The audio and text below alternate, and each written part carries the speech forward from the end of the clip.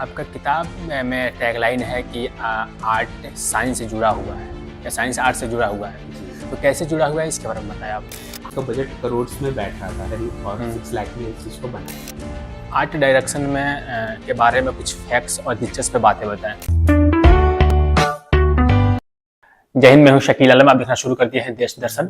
हमारे साथ मौजूद हैं सलमान भाई, जो कि एक किताब लिखे हैं आर्ट डायरेक्टर के नाम से। आइए इनका परिचय इन्हीं से जानते हैं और फिर किताब के बारे में कुछ सवाल है उससे जानने की कोशिश करेंगे। तो सबसे पहले आपको सलमान भाई देश दर्शन में स्वागत है। जी थैंक यू, आपने इनवाइट किया अपने इस प्रोग्राम में और आपका हम चैनल देखते रहते हैं। आपका बहुत प्रशंसनीय और बहुत अच्छा काम कर रहे हैं, इसके हम आपको बधाई देते हैं। शुक्रिया जी। और एक्चुअली मेरा नाम सैम है, मैं एक कॉन्टेम्प्रेरी आर्टिस्ट हूँ। गैलरीज लगाना और एग्जीबिशंस लगाना, मैंने काफ़ी सारी जगह एग्जीबिशंस लगाई हैं। 2 ग्रुप एग्जीबिशंस लगाई हैं, आर्ट स्टॉल लगाए हैं, पे गैलरीज भी लगाई हैं। इस क्षेत्र में सफ़र कब से शुरू हुआ, कैसे हुआ? ओके, एक्चुअली ये जो सफ़र है बुक लिखने तक का और इस फील्ड में ही लिखने का, वो आर्ट से ही रिलेटेड है। जैसे कि बताया कि मैं एक आर्टिस्ट हूँ और एक चाइल्डहुड आर्टिस्ट हूँ और अभी तक बना रहा हूँ और कंटिन्यू है। और अभी हैदराबाद में आने हुआ है, यहाँ पे और भी ज़्यादा अपॉर्चुनिटीज़ हैं, इसको हम एक्सप्लोर करेंगे। लेकिन मैंने ये देखा कि जो आर्ट डायरेक्टर है उस पर आने से पहले एक चीज़ और, कि हम एक आर्ट डायरेक्टर क्या होता है। और आर्ट डायरेक्टर तो चलो मैं भी थोड़ा और बताता हूँ कि एक आर्टिस्ट कौन है और एक आर्टिस्ट क्या करता है फिल्म इंडस्ट्री में। हमारे माइंड में एक क्वेश्चन होता है, वो तो भाई कोई एग्जीबिशन या पेंटिंग बना के तो लगाता नहीं होगा, लेकिन वो करता क्या है? वो एक आर्ट डायरेक्टर होता है। कहने का मतलब एक आर्टिस्ट सब कुछ होता है, वो हर फील्ड में होता है। तो एक आर्ट डायरेक्टर का मतलब हुआ कि एक आर्ट को क्रिएट करना जो फिल्म के लिए हो। फॉर एग्जाम्पल, जैसे कि हम फिल्म्स देखते हैं, उसका जो बैकग्राउंड होता है वो एक आर्ट डायरेक्टर ही बनाता है। और एक आर्ट डायरेक्टर के अंदर 1 से 2 हज़ार लोग होते हैं जो मिलकर उस क्राफ्ट को बनवाते हैं, चाहे वो डिजिटली हो, चाहे वो आर्टिफिशियली हो, सारी चीज़ें। अब आर्टिफिशियल चीज़ बनाने में साइंस लगती है, बहुत सारे चीज़ें लगती हैं जो रियल दिखाती हैं उस चीज़ को। तो आप देखते हैं साई-फाई फिल्म देखते हैं, आप हॉरर फिल्म देखते हैं, आप कॉमेडी फिल्म देखते हैं, आप हिस्टोरिकल फिल्म देखते हैं, वो उसी के मुताबिक उतनी ही रियल कैसे लगती है, वो सिर्फ और सिर्फ एक आर्ट डायरेक्टर का ही कमाल होता है। वन वो फिल्म इतनी रियल नहीं दिखाई देगी। और राजा महाराजों के ज़माने में हम चले जाते हैं, उस कहानी में खो जाते हैं। वो किनकी बदौलत होती है? कैमरे के पीछे काम करने वाले लोग, आर्ट डायरेक्टर। जी। आपका किताब में टैगलाइन है कि आर्ट साइंस से जुड़ा हुआ है या साइंस आर्ट से जुड़ा हुआ है। जी। तो कैसे जुड़ा हुआ है इसके बारे में बताएं आप। जी, मैंने एक लाइन दी है, मतलब दी क्या है ये कि साइंस मीट्स आर्ट। एक टैगलाइन दी है इस बुक को। तो इस टैगलाइन पे आने से पहले मैं उन हीरो का नाम बताना चाहूँगा जिनके ऊपर मैंने बुक लिखी है। वो हैं आर्ट डायरेक्टर साबू सिरिल। अच्छा। ये 1992 से हमारे इंडियन सिनेमा में काम कर रहे हैं और 100 से ऊपर अपनी फिल्मों में काम कर चुके हैं। अभी रिसेंटली आपने देखा होगा RRR मूवी, इसके वो आर्ट डायरेक्टर रह चुके हैं। अभी 27 को पिछले महीने ही रिलीज हुई है आपकी देवारा, उसके वो आर्ट डायरेक्टर हैं। अच्छा। आपकी बाहुबली, उनके आर्ट डायरेक्टर हैं। आपके रोबोट फिल्म है, उसके आर्ट डायरेक्टर हैं। मतलब जो बड़े से बड़ा और लैविश वर्क जो होता है वो यही करते हैं। अच्छा। क्योंकि इनके अंडर बहुत सारे लोग होते हैं जो काम करते हैं। एक तरीके से आर्ट डायरेक्टर के हेड हैं ये प्रोडक्शन डिजाइनर। अब हम आते हैं साइंस मीट आर्ट, क्योंकि मैंने इनके कुछ फैक्ट्स लिखे हैं। फॉर एग्जांपल, जैसे कि रोबोट फिल्म है, रोबोट फिल्म में आपके रजनीकांत होते हैं, वो रोबोट बनाते हैं, अंदर से बहुत साइंटिफिक दिखता है, लेकिन वो कंपोजिट स्टील का यूज किया गया है पूरी दीवार का। अच्छा। पूरे सेटअप का। अच्छा। और ये हमारे इंडिया में सबसे पहले ही बार यूज हुआ है। मैंने भारी यूज हुआ करता था। इस प्रोडक्ट का इस्तेमाल हमेशा दिखाने के लिए कलर कर देते थे लोग, गोल्डन या फिर सिल्वर, बट ये इस कंपोजिट स्टील को पहली बार लेके आए इंडिया में और इसको इंट्रोड्यूस किया। तो एक तरीके से वो साइंटिस्ट भी हैं, किसी चीज को खोजबीन करके नई चीज इंट्रोड्यूस करते हैं। ये इंडिया में पहली बार हुआ या पूरी दुनिया में पहली बार हुआ है इंडिया में? हाँ, ये टेक्नोलॉजी है इंडिया में लाई गई थी, कंपोजिट स्टील की, जो पूरे आपके रोबोट फिल्म में जो दिखाया गया है पूरा सेट, हाँ। वो इसके बारे में मैंने बुक में थोड़ा सा लिखा है। और एक और फैक्ट, रजनीकांत का एक सीन है जब वो रोबोट के शेरों के साथ एंटर होता है। हाँ। तो वो जो शेर थे वो मैकेनिज्म थे कि वो मशीन से चले। अच्छा। लेकिन उसका बजट करोड़ में बैठ रहा था, तो साबु सुरेल ने अपना क्रिएटिव माइंड लगाया और एक बजट का भी उन्होंने ध्यान दे करके कॉस्ट कटिंग करी और 6 लाख में इस चीज़ को बनाया। तो वो 6 लाख कैसे हुआ कि उन्होंने मैकेनिज्म तो बना दिया शेर, लेकिन एक बौना आगे खड़ा कर दिया, हेड पर उसके शेर का मुकुट लगा दिया, पीछे कमर पकड़ के दूसरा बौना खड़ा हो गया। तो शॉर्ट हाइट के लोग चलते हुए वो हमें शेर की तरह दिखते हैं। आप इस मूवी के सीन को देखोगे आप, तो ऐसी चीज़ें क्रिएटिविटी की है उन्होंने। खर्च तो वो करवाते फिल्म का, साथ में बचाते ही नहीं है। जहाँ के करोड़ रुपए खर्चा होने वाले लाखों में खत्म, सीमित हो गया। तो ऐसी क्रिएटिविटी आती है। और साइंस मीट आर्ट से एक रिलेटेड और है कि ये तो आर्ट हो गई, अब साइंस इसमें कहाँ आई? जैसे मैंने चीन के बारे में बताया, हाँ। शेर का बताया, उसके मैकेनिज्म के बारे में बताया। ऐसे ही रजनीकांत का एक सीन है किचन में, वो बहुत स्पीड से चॉपस्टिक चलाता है। हाँ। और उस पर नूडल्स लपेटते जाते हैं। तो ये कोई वीएफएक्स का सीन नहीं है, ये ओरिजिनल है।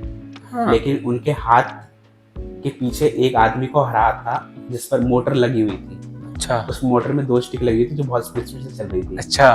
तो वो मोटर साबु सुरेल ने डिजाइन की थी कि, और आधा कट ले लिया और बहुत चॉपस्टिक स्पीड से चल रही है। तो हम सिर्फ आर्ट ही नहीं है ना, हम मशीन का भी यूज कर रहे हैं अपने आर्ट डायरेक्शन में। तो ऐसी बहुत सारी फैक्ट वाली चीजें मैंने इस टैगलाइन को देख करके आर्ट डायरेक्टर साबु सुरेल इन बॉलीवुड इस बुक को लिखा। क्योंकि मैंने ये देखा, मैं पेंटिंग्स बनाता हूँ, ड्राइंग्स बनाता हूँ, बट हमारे फिल्म इंडस्ट्री में इस चीज़ को कैसे क्रिएटिव तरीके से यूज किया जाता है। हाँ। तो ये मुझे बहुत अच्छा लगा। तो एक तरीके से आर्ट फील्ड ही है, तो मैंने इस तजुर्बे को भी इसमें आजमाया, तो काफ़ी मुझे अच्छा एक्सपीरियंस लगा बुक लिखते वक्त। आर्ट डायरेक्शन में के बारे में कुछ फैक्ट्स और दिलचस्प बातें बताएं।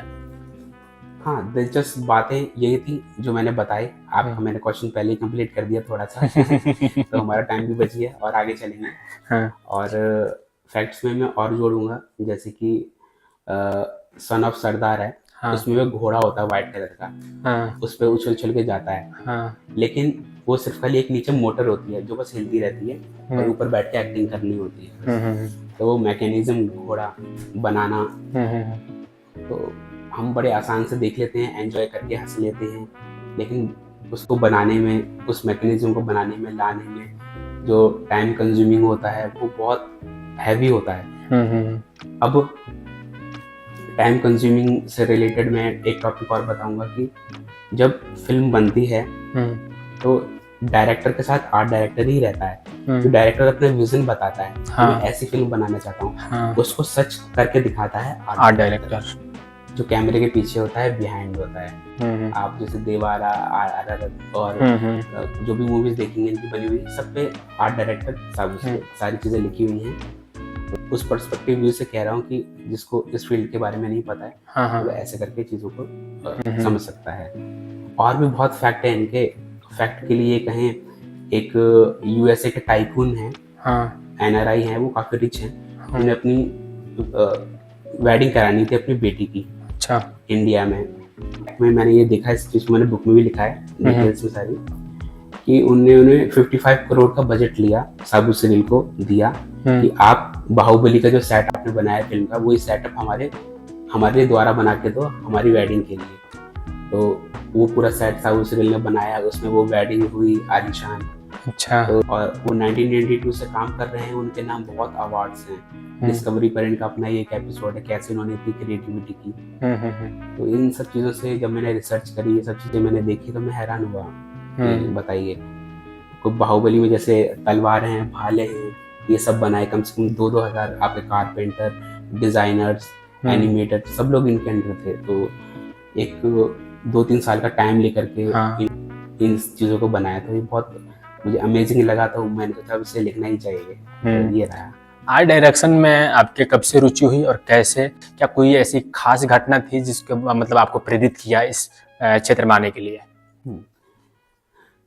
प्रेरित ऐसे किया कि मैं ये समझता हूँ कि जो हम कैनवास बनाते हैं ड्राइंग पेंटिंग, हाँ तो वैसे ही सेम जब हम पर्दे पर फिल्म देखते हैं हाँ वो भी तो एक तरीके से पेंटिंग ड्राइंग है। लेकिन हम ब्रश की जगह क्या यूज करते हैं, कैमरा। कैमरा। पेंट की तरह क्या यूज करते हैं हम, अपनी टीम जो मिल करके, लाइट टेक्नीशियन सारी चीजें होती हैं और मिल करके उसको बनाते हैं। एक दो शॉर्ट फिल्म्स बनाई तो मैं इस चीज में आया, मैंने इन सब चीज़ों के बारे में पढ़ा। जब हम कोई चीज़ बनाते हैं उसकी छोटी छोटी चीज़ें पढ़ते हैं। जैसे मैंने एक म्यूजिक वीडियो बनाई और उसके लिए मैंने कम से कम 120 म्यूजिक वीडियोस देखी, ताकि मैं थोड़ा सा कितना अच्छा बना सकते हैं अपने लो बजट में, ना एक सिंपल से कैमरे में।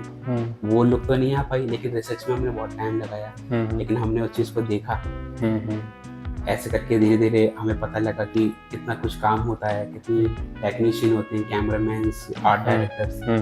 तो हम बस ये जानते हैं एक डायरेक्टर होता है, एक हीरो हीरोइन होती है बस, लेकिन इनके पीछे कितनी बड़ी टीम होती है, रातों दिन की। और जैसे कि मैंने कुछ इंटरव्यूज देखे आर्ट डायरेक्टर्स के, साबु सलील के ही देखे, जब फिल्म स्टार्ट होती है खत्म होने तक they take only 3 hour of sleep, 2 hours of sleep, क्योंकि लगातार काम रहता है। और ये 2 आवर्स सोना, 3 आवर्स सोना, ये वही चीज लोग सहन कर सकते हैं जिनका उस चीज में इंटरेस्ट है, जो चीज को क्राफ्ट बनाने के लिए खुद भी अंदर से बेचैन है और तैयार है। तो इन सब चीजों ने मुझे मोटिवेट किया कि मैं इस क्षेत्र में घुसा और इसको देखा। अच्छा, एक सवाल ये है कि इस किताब जो आपकी किताब आर्ट डायरेक्टर किताब है, उसको लोग क्यों पढ़ें और पढ़ने से क्या फायदा मिलेगा? इंटरेस्टिंग सवाल है ये। वैसे ही मैंने इतनी सारी चीजें बताई, तो ये तो मैंने थोड़ा सा ही बताया, लेकिन इसमें भर भर के है। और रोचक चीज है ये। जो भी इंडस्ट्री में जो भी आपके फिल्म्स बनाते हैं, डॉक्यूमेंट्रीज बनाते हैं, टेलीविजन में किसी में भी काम करते हैं, हम काम तो करते हैं, लेकिन उसका बैकग्राउंड और सारी चीजें हम स्टडी करके उसमें आए तो हम और अच्छे से जान पाते हैं। तो ये एक छोटी सी कंट्रीब्यूशन थी बुक कि जो भी सिनेमा के बारे में पढ़ रहे हैं और नॉलेज ले रहे हैं, तो आर्ट डायरेक्शन की भी एक नॉलेज लें और अपनी नॉलेज को और बढ़ाएं। और एक जब टीम वर्क होता है तो सब सम्माननीय व्यक्ति होते हैं, सीनियर्स होते हैं, इनसे हम सीख रहे होते हैं। तो जब हमें सब लोगों के बारे में पता होगा तो हम मिल करके सारी चीजें करते हैं। इस किताब को लिखने में किस तरह की चुनौतियों का सामना करना पड़ा और क्या मुश्किलें थी इस किताब को लिखते टाइम? जी हाँ, किताब लिखने में एक्चुअली ये 1.8 ईयर्स हो गए मुझे। हाँ। लगातार तो नहीं लिखा, बीच बीच में गैप भी हुआ 2-3 महीने का। तो अप्रोक्सीमेटली 1.8 ईयर्स इसको लगे। 20 महीना तो बहुत टाइम से लिख रहा था। इसको बनाने में बड़ा टाइम लग रहा था, इसका मॉडल कैसे बनाया जाए, शुरू से कैसे रखा जाए इसको, ऊपर और नीचे पैराग्राफिंग थे उनको सही से किया, कंटिन्यूएशन भी, और रिसर्च करी, कुछ चीज़ें जो हैं अवेलेबल नहीं थी नेट पर और वैसे, और इधर उधर से कलेक्ट करी और इसको फिर बनाया, जिससे बनाया तो वो बन गई। लेकिन मैंने नहीं सोचा था कि क्या होगा आगे, क्या नहीं होगा। साबु सलील हैं, उनको मैंने कांटेक्ट किया, उनको मैंने बताया, उन्हें बड़ा अच्छा लगा, तो उन्हें अप्रिशिएट भी किया। लेकिन अब रिलीज नहीं कर पा रहा था मैं उसको। फिर एट द एंड फिर इसको रिलीज किया, और रिलीज किया तो अपॉर्चुनिटी ये मिली कि हैदराबाद आना हुआ, और यहाँ पे as a research scholar faculty में मुझे काफ़ी सारे, क्योंकि जर्नलिज्म एंड मास कम्युनिकेशन में तो एक तरीके से आपके एक फील्ड है। यहाँ पे हर कोई आर्टिस्ट है, जिससे भी मतलब कोई ना कोई क्रिएटिव काम कर रहा होता है। प्लस रिव्यूज करने का मौका यहाँ इस इंस्टीट्यूट में मिला कि अपने डिपार्टमेंट के हेड्स, टीचर्स, फैकल्टी से काफ़ी एप्रिसिएशन मिली, जिससे उस बुक में और 4 चांद लग गए। आखिरी सवाल से पहले एक सवाल है कि आप जर्नलिज्म के फील्ड में हैं और फिर आर्ट में क्यों, मतलब इस तरह ठीक है, ये सवाल आपका नहीं और बहुत लोगों हो सकता है। मैंने आपको स्टार्टिंग में बताया एक आर्टिस्ट सब कुछ है। ठीक है, अब आप आर्ट डायरेक्टर ही नहीं, कई आर्टिस्ट तो डायरेक्टर भी हैं, कई आर्टिस्ट साइड डिजाइनर भी हैं, कई आर्टिस्ट कैमरामैन भी हैं। मतलब एक आर्टिस्ट सब कुछ सीखना चाहता है, सब कुछ करना चाहता है, उसके अंदर ये चीज होती है। तो वैसे ही जर्नलिज्म एंड मास कम्युनिकेशन में आना हुआ। तो यहाँ जैसे इसके अंदर बहुत सारी फील्ड है आपकी, न्यूज़पेपर, रेडियो, टेलीविजन, फिल्म, तो फिल्म एक मुझे एरिया लगा हाँ कि वाओ, ये तो पर्दे वाली चीज़ है, आर्ट वाली चीज़ है, तो इसमें आया जाए। और इसमें घुसते ही हर तरह की फील्ड एक्सप्लोरेशन मिली। और यहाँ पे मैंने देखा जर्नलिस्ट इज एन आर्टिस्ट, हाँ जर्नलिस्ट इज अ क्रिएटर, है ना। ये टैगलाइन मैंने यहाँ देखी तो मुझे बड़ा अच्छा लगा। और मैं हैरान भी हो कि ये तो सही बात है कि एक समाज के लिए वो एक कंट्रीब्यूशन दे रहा है जर्नलिस्ट। इतनी बड़ी बड़ी खतरनाक जगहों पर एक कैमरा लेकर के और अपनी लाइफ को रिस्क दे करके वो हमें न्यूज़ दे रहा है ना। अपने ना रात देख रहा है ना दिन देख रहा है और एक कंट्रीब्यूशन दे रहा है। तो ये एक तरीके से मैं सबको एक आर्ट फील्ड समझता हूँ जो कंट्रीब्यूट करते हैं इस चीज़ को दिल से। तो ये सारी चीज़ें रहीं। आखिरी सवाल ये है, ये किताब कहाँ पे मिलेगा, लोग कैसे पढ़े, कैसे मतलब खरीद के पढ़ सकते हैं, कहाँ मिल सकता है? Okay fine, can I take the book? ठीक है, तो ये हमारी बुक है। अच्छा, डायरेक्टर साहब उसने इन्फ्लुएंस ऑन इंडियन सिनेमा। अच्छा, तो आप ये लिख करके, ये इसका कवर पेज है, ये आपको मिल जाएगी।